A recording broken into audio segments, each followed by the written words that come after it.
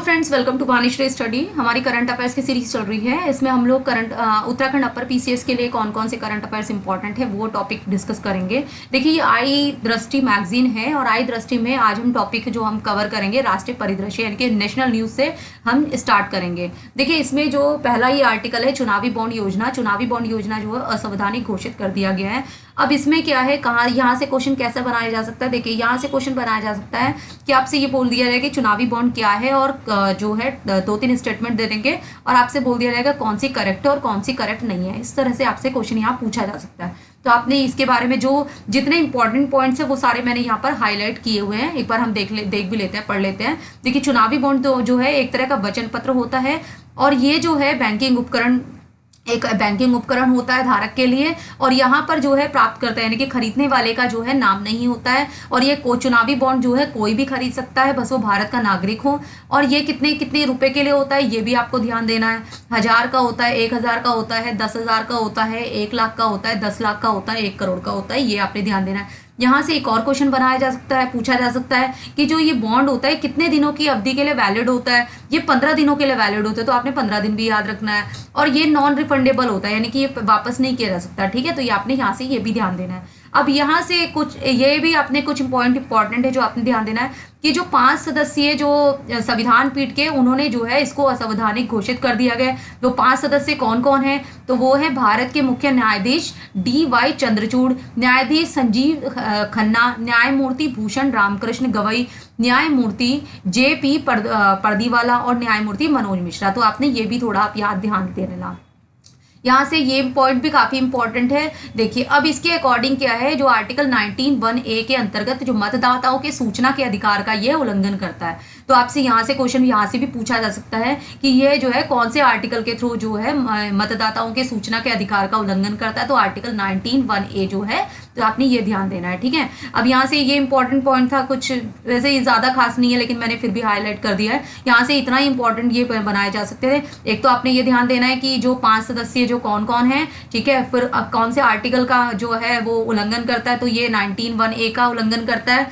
फिर ये कितने दिनों के लिए वैलिड होता है, 15 दिनों के लिए, नॉन ये रिफंडेबल होता है। और ये जो है एक तरह का ये इस पे खरीदने और प्राप्तकर्ता का नाम नहीं होता और ये वचन पत्र होता है। ठीक है, तो यहाँ से यही इंपॉर्टेंट है और ये बॉक्स वाला आप जरूर इसको पूरा पढ़ लेना, यहाँ से यही इंपॉर्टेंट है।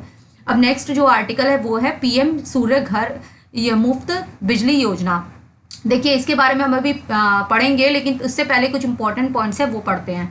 देखिए, अब इसमें क्या है कि जो COP26 हुई थी, COP26 कहाँ पर हुई थी, 2021 में हुई थी, ग्लासगो UK में हुई थी। तो यहाँ पर प्रधानमंत्री नरेंद्र मोदी जी ने इनकी एक घोषणा की थी। इसमें क्या बोला था इन्होंने, जो नवीन एवं नवीनीकरण ऊर्जा मंत्रालय वर्ष 2030 तक जो है 500 गीगावाट गैर जीवाश्म आधारित विद्युत उत्पादन क्षमता प्राप्त करने की दिशा में कार्यरत है। तो आपसे यहाँ से पूछा जा सकता है कि ये जो है 500 गीगावाट गैर जीवाश्म आधारित जो विद्युत उत्पादन प्राप्त करने की जो क्षमता की दिशा में जो कार्यरत है वो कितने साल के लिए, कौन से ईयर तक है। तो आपने ध्यान देना है 2030 तक है। यहाँ से ये इंपॉर्टेंट पॉइंट है। अब एक रिपोर्ट आई थी, तो रिपोर्ट में क्या है कि जो भारत नवीनीकरणीय ऊर्जा स्थापित क्षमता है उसमें विश्व में 4थे नंबर पे है। पवन ऊर्जा क्षमता में भारत जो है विश्व में 4थे नंबर पे है और सौर ऊर्जा क्षमता में भारत जो है 5वें नंबर पे है। तो आपने ये नंबर याद रखने, ये इंपॉर्टेंट है। ठीक है, तो ये भारत नवीनीकरणीय ऊर्जा स्थापित क्षमता में 4थे नंबर पे है, पवन ऊर्जा क्षमता में 4थे नंबर पे है, सौर ऊर्जा क्षमता में 5वें नंबर पे है। ठीक है, तो ये आपने तीनों के तीनों याद रखने हैं। यहाँ से 2030 भी याद रखना है। यहाँ से ये इंपॉर्टेंट पॉइंट्स है। अब ये स्कीम के बारे में हम लोग देखते हैं। देखिए, स्कीम में क्या है, 13 फरवरी 2024 को नरेंद्र मोदी जी ने ये स्कीम लॉन्च की है। इस PM सूर्य घर मुफ्त बिजली योजना में अब 1 करोड़, ये आपने यहाँ से ये ध्यान देना, 1 करोड़ घरों की छत पर जो है सौर ऊर्जा प्रणाली स्थापित करने का लक्ष्य इन्होंने निर्धारित किया है। अब इसमें क्या है, देश के 1 करोड़ परिवार प्रत्येक माह जो है 300 यूनिट तक निःशुल्क बिजली प्राप्त कर सकेंगे। 75,000 करोड़ जो है इसमें रुपए से निवेश के साथ ये लॉन्च की गई है। और इसमें क्या है, जो गरीब और मध्यम वर्ग के विद्युत बिल को कम करने के साथ साथ भारत को ऊर्जा क्षेत्र में आत्मनिर्भर बनाना है। तो इसमें मोटा मोटा ये है कि ये जो है 1 करोड़ के घरों के छत पर जो है सौर ऊर्जा जो प्रणाली है उसको स्थापित करने का इन्होंने लक्ष्य रखा है। 300 यूनिट तक निःशुल्क बिजली, ये आपने 300 यूनिट याद रखना है।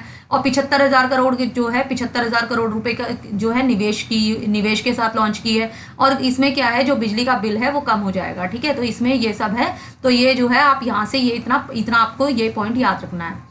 अब यहाँ से अब नेक्स्ट है, जो नेक्स्ट आर्टिकल है बहुत ही ज़्यादा इंपॉर्टेंट है, ये प्री और मेंस दोनों के लिए इंपॉर्टेंट है, ठीक है। अब यहाँ से जो उत्तराखंड है समान नागरिक संहिता जो विधेयक है पारित करने वाला पहला राज्य बन गया है, ठीक है। तो आपसे क्वेश्चन पूछा जा सकता है समान नागरिक संहिता विधेयक पारित करने वाला देश का पहला राज्य कौन सा बना है, तो पहला राज्य हमारा प्यारा उत्तराखंड बना है, ठीक है। अब यहाँ से और भी क्वेश्चन पूछे जा सकते हैं। अब यहाँ से आपसे पूछा जा सकता है कि समान नागरिक संहिता जो है कौन से आर्टिकल में आता है। तो हम सभी ने पॉलिटी पढ़ी है, पॉलिटी में आर्टिकल 44 में आता है, और आर्टिकल 44 में कौन से भाग में है, भाग जो है 4 है। भाग 4 में जो है डीपीएसपी आता है, यानी कि राज्य के नीति निर्देशक तत्व आता है, ठीक है। तो ये आता है। अब समान नागरिक संहिता क्या होता है? समान नागरिक संहिता का मतलब है भारत में रहने वाले जो प्रत्येक नागरिक है, चाहे वो किसी भी धर्म के हो, किसी भी जाति हो, सभी के लिए सेम कानून चलेगा। अब इसका क्या है, यहाँ से ये इंपॉर्टेंट है यहाँ से कि जो है सबके लिए सेम कानून होगा, आर्टिकल 44 में आएगा, भाग 4 में होगा, डीपीएसपी में, ठीक है। यहाँ से अब इंपॉर्टेंट पॉइंट और क्या है, देखिए उत्तराखंड जो विधानसभा में यह जो है पारित, ये आपने ध्यान देना है, विधेयक पारित कब हुआ? 7 फरवरी 2024, डेट याद रखनी है आपने, 7 फरवरी 2024। और ये जो है प्रस्तुत कब हुआ था? 6 फरवरी 2024। तो प्रस्तुत हुआ था 6 फरवरी 2024 में, 7 फरवरी 2024 में ये जो है पारित हुआ है, ठीक है। तो अब ये देखिए यहाँ से ये पॉइंट इंपॉर्टेंट है जो अभी मैंने आपको बता दिया है कि उत्तराखंड समान नागरिक संहिता विधेयक पारित करने वाला देश का पहला राज्य बन गया है। अब इसका उद्देश्य क्या है? चाहे विवाह हो, चाहे डिवोर्स हो, उत्तराधिकारी हो, या लिव इन रिलेशनशिप हो, इन सब में क्या है, सभी के लिए सेम कानून होगा, ठीक है। तो यहाँ क्या है, विषय कानून और तत्व संबंधी मामलों पर नियंत्रित है विनियमित करना है, ठीक है। तो ये यहाँ से ये पॉइंट भी आप उद्देश्य जो है ये आप पढ़ लेना। अब यहाँ से एक और इम्पॉर्टेंट पॉइंट आपने ये ध्यान देना है कि भारत के संविधान के आर्टिकल 366 के खंड 25 सह पठित अनुच्छेद 2 के अंतर्गत निर्धारित किसी भी अनुसूचित जनजाति के सदस्यों पर इस संहिता के अंतविष्ट कोई प्रावधान लागू नहीं होगा। यहाँ से ये पॉइंट भी इंपॉर्टेंट है, ठीक है। अब यहाँ से एक और पॉइंट इंपॉर्टेंट है जो आपने याद रखना है कि आपसे ये पूछ लेंगे किसकी अध्यक्षता में जो समिति बनाई गई थी, किसकी अध्यक्षता में बनाई गई थी। तो ये इन्होंने अपनी जो रिपोर्ट दी है वो 2 फरवरी 2024 को मुख्यमंत्री जो है पुष्कर धामी जी को पेश की है, सौंपी है। और ये रंजना प्रकाश देसाई जो है उनकी अध्यक्षता में गठित की गई थी। तो आपने रंजना प्रकाश देसाई की जो, ठीक है, तो ये गठित की गई थी, ये आपने ध्यान देना है। इनके अन्य सदस्य आप एक बार पढ़ लेना, ठीक है। तो यहाँ से इतने जितने इंपॉर्टेंट पॉइंट थे वो सारे मैंने हाईलाइट कर रखे हैं, आप एक बार और इनको देख लेना। नेक्स्ट आर्टिकल जो है काफी इंपॉर्टेंट है, यहाँ से भी क्वेश्चन बिल्कुल पूछा जा सकता है क्योंकि ये बहुत ही ज्यादा इंपॉर्टेंट है। भारत रत्न 2024, देखिए भारत रत्न 2024 क्या है, इस बार पहली बार ऐसे हो कि 5 लोगों को भारत रत्न दिया गया है, ठीक है। अब भारत रत्न देश का सर्वोच्च नागरिक सम्मान है, ठीक है। आपसे ये क्वेश्चन एक बार पूछा भी जा रखा है कि देश का जो सर्वोच्च नागरिक सम्मान है वो कौन सा है, तो आपने ध्यान देना है भारत रत्न है। ये यूकेपीएससी में पूछा जा रखा है, ठीक है। अब इसकी शुरुआत कब हुई थी? 1954 में हुई थी। अब 1954 में जो है 3 लोगों को दिया गया था, किस किस को? डॉक्टर सर्वपल्ली राधाकृष्णन, राजगोपालाचारी और सीवी रमन को मिला था। उससे 1954 में क्या है, मरणोपरांत नहीं दिया जाता था। मरणोपरांत जो है 1955 से स्टार्ट हुआ है। और पहली बार किसे दिया गया था जो मरणोपरांत? सर्वप्रथम पूर्व प्रधानमंत्री लाल बहादुर शास्त्री जी को दिया गया था। तो ये 3-4 पॉइंट थे यहाँ से इंपॉर्टेंट है। अब यहाँ से ये क्वेश्चन पूछा जा सकता है कि भारत रत्न अब तक कितने लोगों को मिला है, तो अब कुल टोटल हो गए हैं 53। आपने आपने ये याद रखना है कितना अंक है, ठीक है। तो 53 है, ये आपने इनका ध्यान देना है। अब 48 जो है 48 तो पुरुष है, 5 महिलाएं हैं, यहाँ से ये आपने ध्यान देना है। 53 लोगों को मिला है अब तक, और 48 जो है पुरुष है, 5 जो है 5 महिलाएं हैं, ठीक है। अब देखते हैं किस किस को मिला है। देखिए मैंने अगर एम लिखा है, एम का मतलब है मरणोपरांत, ठीक है। तो ये आपने थोड़ा सा ध्यान देना। पहला जो मिला है कर्पूरी ठाकुर को भारत रत्न मिला है। कर्पूरी ठाकुर जो है बिहार से संबंधित है। अब इनकी क्या है, सोवी जयंती की पूर्व संध्या पर यह घोषणा की गई है। 49 प्राप्त करता है, ठीक है। अब यहाँ से ये भी इंपॉर्टेंट है कि ये एक प्रसिद्ध स्वतंत्रता सेनानी है, राजनीतिज्ञ है और शिक्षक भी थे।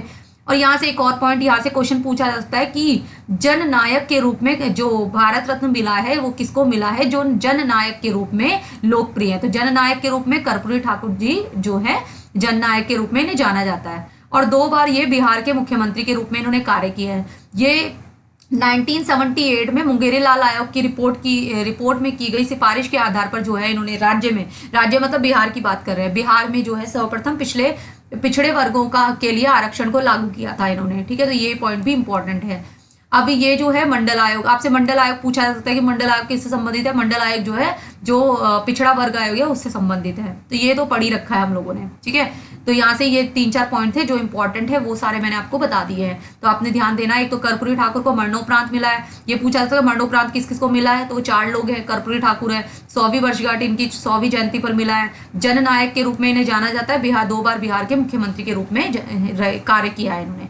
ठीक है, ये आपने पढ़ना है तो एक बार ये पढ़ लेना, वैसे बीपीएससी के लिए इंपॉर्टेंट है ये जो है बिहार पीसीएस के लिए यहाँ से पूछा जा सकता है, लेकिन ये आप एक बार पढ़ लेना। ठीक है, अब जो दूसरा नंबर पे मिला है वो लाल कृष्ण आडवाणी जी को मिला है। लाल कृष्ण आडवाणी 2002 से लेकर 4 तक उप प्रधानमंत्री रहे हैं, और यहाँ से ये पॉइंट इंपॉर्टेंट है, इन्होंने सबसे लंबी अवधि तक भारतीय बीजेपी के जो राष्ट्रीय अध्यक्ष के रूप में भी कार्य किया है। तो यहाँ से पूछा जा सकता है कि जो सबसे लंबे जो बीजेपी में राष्ट्रीय अध्यक्ष के रूप में कार्य करने वाले कौन है, वो जो है लाल कृष्ण आडवाणी जी है। तो यहाँ से ये इंपॉर्टेंट एक पॉइंट था। ठीक है, नेक्स्ट है चौधरी चरण सिंह को भी भारत रत्न मिला है, 3rd नंबर पे ये है, ये भी मरणोपरांत है, एम लिखा हुआ है मैंने। अब ये क्या है, भारत के प्रधानमंत्री बने हैं। भारत के प्रधानमंत्री कब से कब तक, 28 जुलाई 1979 से लेकर 14 जनवरी 1980 तक जो है भारत के प्रधानमंत्री रहे हैं। 2 बार ये उत्तर प्रदेश के मुख्यमंत्री रहे हैं। कर्पूरी ठाकुर जी 2 बार बिहार के रहे हैं, ये आपने पॉइंट याद रखना है। और ये रहे हैं 2 बार, जो चौधरी चरण सिंह जो है 2 बार यूपी के मुख्यमंत्री के रूप में इन्होंने कार्य किया है। अब इनका ये जो है इनकी पार्टी आप थोड़ा सा देख लेना, भारतीय लोकदल नामक पार्टी की स्थापना की है। ठीक है, अब उत्तर प्रदेश में भूमि जो लैंड रिफॉर्म्स के जो मुख्य वास्तुकार थे यही थे। अब इनकी जो पुस्तक है वो आप देख लेना। अब यहाँ से इंपॉर्टेंट ये भी है, ये एक इंपॉर्टेंट पॉइंट है, जो नई दिल्ली स्थित इनकी जो समाधि स्थल का नाम जो है किसान घाट है। ठीक है, ये पॉइंट भी इंपॉर्टेंट है। ठीक है, अब नेक्स्ट है पीवी नरसिम्हा राव को भारत रत्न मिला है, ये भी पीवी नरसिम्हा राव को भी मरणोपरांत मिला है। अब इन्होंने क्या है, प्रधानमंत्री कब से कब तक रहे, ये भी प्रधानमंत्री रहे हैं कब से कब तक, 21 जून 1991 से लेकर 16 मई 1996 तक जो है भारत के प्रधानमंत्री रहे हैं। अब ये जो है इन्होंने क्या है, ये यहाँ से क्वेश्चन पूछा जा सकता है आपसे, भारतीय आर्थिक सुधार के जनक के रूप में किसे जाना जाता है, तो वो किसे जाना जाता है, पीवी नरसिम्हा राव को जाना जाता है। ठीक है, तो यहाँ से ये पॉइंट इंपॉर्टेंट है, और ये आंध्र प्रदेश के मुख्यमंत्री भी रहे हैं। ठीक है, तो ये भी यहाँ से ध्यान देना है। अब नेक्स्ट 5वां नंबर पे मिला है एम एस स्वामीनाथन को भी मरणोपरांत मिला है। अब यहाँ से पूछा जाता है एम एस स्वामीनाथन का संबंध किससे है, तो एक कृषि वैज्ञानिक थे। अब यहाँ से एक और क्वेश्चन बनाया जा सकता है, पूछा जा सकता है कि भारत में हरित क्रांति के जनक के रूप में किसे जाना जाता है, वो जाना जाता है एम एस स्वामीनाथन को। हरित क्रांति के बारे में हम सभी ने पढ़ा है, तो जो है हमने ये पढ़ा है कि जो फादर ऑफ ग्रीन रिवॉल्यूशन किसे कहा जाता है, एम एस स्वामीनाथन। तो एम एस स्वामीनाथन को भी भारत रत्न अवार्ड से सम्मानित इस बार किया गया, तो 5 लोगों को किया गया। अब यहाँ से इनके जो पुरस्कार है वो आपने याद रखने हैं। एक तो रेमन मैग्सेसे अवार्ड इन्हें 1971 में मिला है। एल्बर्ट आइंस्टीन वर्ल्ड अवार्ड जो ऑफ साइंस जो है 1986 में मिला है। प्रथम विश्व खाद्य पुरस्कार 1987 में मिला है, और प्रथम विश्व कृषि पुरस्कार 2018 में मिला है। इनके अवार्ड्स आप याद रख लेना। ठीक है, तो अभी आज हम इतना ही टॉपिक कवर करते हैं। ये भारत रत्न काफ़ी इंपॉर्टेंट है, आप एक बार और इसको अच्छे से देख लेना। 4 लोगों को मरणोपरांत मिला है, और एक जो लाल कृष्ण आडवाणी है उनको मिला है। तो चार जो 5 हैं उनका नाम याद रखने हैं आपने, और जो 53 है वो आपने याद रखना। नंबर 48 जो नंबर पुरुष है, 5 महिलाएं हैं। और आप ये काफ़ी इंपॉर्टेंट है ये वाला आर्टिकल भी। और चुनावी बॉन्ड जो है यहाँ से आप ये भी आप देख लेना। अब नेक्स्ट लेक्चर में हम इसको पूरा कवर कर लेंगे, जो इसके बाकी जो नेशनल न्यूज़ का बाकी कवर जो बाकी बचा हुआ है वो हम कवर करेंगे। चलिए मिलते हैं नेक्स्ट लेक्चर में। Thank you.